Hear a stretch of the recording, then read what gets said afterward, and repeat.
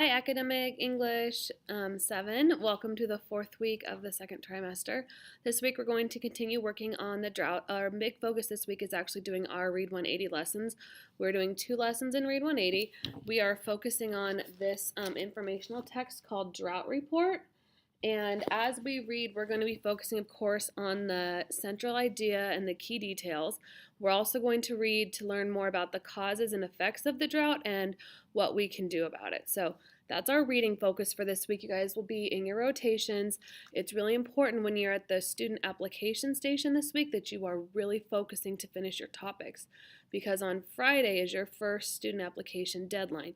That means my System 44 kids have to turn in 8 topics, and my Read 180 kids have to finish one whole segment. Today I have a spreadsheet so I can show you how on track you are. Some of you might need to put in some time after school to catch up if you fell behind. We talked about this last week, so I won't put on the video, but you know what you need to do if you fell behind. Over the weekend I did some, other thing this week. On Friday we're going to do our Step Up to Writing about an article. We're going to be working on finding the main idea of an article, and we're going to repeat doing our vocab card. So if you weren't very happy with your vocab card grade last week, instead of redoing it, you can just turn in this one and say, hey, can you grade this please? I want to do a redo, and I'll grade your vocab card this week. On Friday, we're also going to have another class meeting. That loops me back to last week's class meetings. You guys are getting really good at those, by the way. I'm going to glance over so I can go over our minutes of them. Period 2, we're still working on getting our mascot brought into class, and hopefully that'll be taken care of today. The hand signals are working really well to keep kids on track during circle. And then our favorite success that we celebrated was everybody's behavior for Mr. Weber, and you guys agreed that this week you would email our principal, Mrs. Brown, to ask her if we can have him sub again and just to give him a recommendation. Period 4, in our meeting, you guys expressed your gratitude to Aiden for bringing our cute little panda mascot.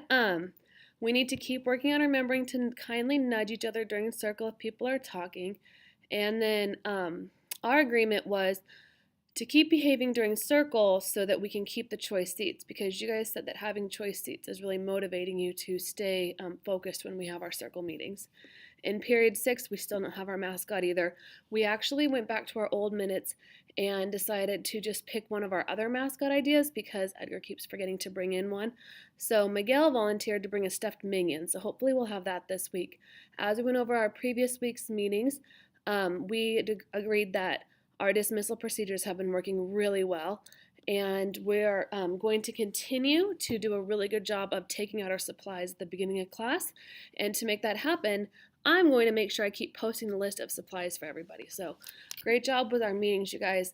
I'm really proud of your maturity as we talk about that. One more thing. Your grades got updated over the weekend. Today in class, I'm actually going to give you guys a printout too. I know they're in Infinite Campus, but the printout I think is easier for you to understand.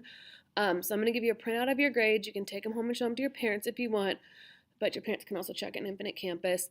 I graded your January letters. You guys did such a good job at meeting the writing goal.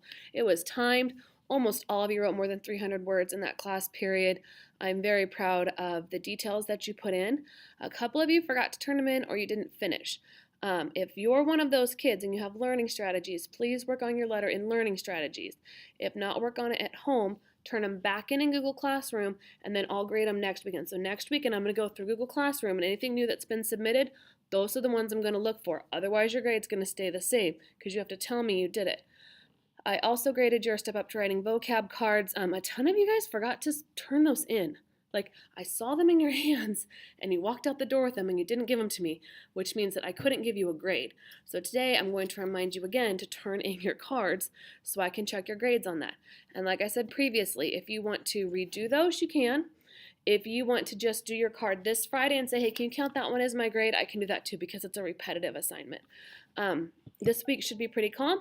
I'm looking forward to picking some new social media reporters. And just heads up, next week you guys are taking a reading inventory for the whole district. It got moved up on our schedule, so I have to adjust that on the calendar.